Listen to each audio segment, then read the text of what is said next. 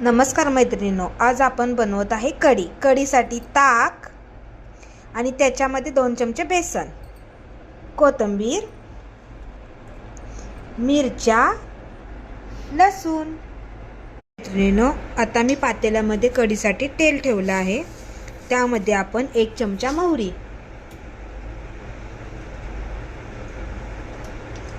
मोहरी छान तडतडली की जिरे, कढीपत्ता, लसूण, हिंग. मी हा हिंग वापरत आहे. मिरचीचं हिरवं वाटलेलं वाटण, यामध्ये फक्त मिरची आणि मीठ आहे, बाकी काही सुद्धा घातलेलं नाहीये. आणि हे वाटण आपण चांगलं भाजून घेऊयात. त्यामध्येच आपण 1 चमचा हळद. आपण ही ताकाची कढी बनवत आहे, त्यासाठी मी हे बेसन पीठ आणि ताक मिक्स करून घेतलं आहे. आणि ही फोडणी छान भाजले, हे सगळं ह्याच्यामध्ये टाकून घेऊयात.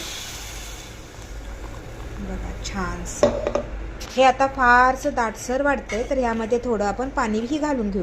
बघा ही मस्तपैकी तयार झाली आहे खाण्यासाठी. तर आपण हिला आता एका वाटीत काढूयात.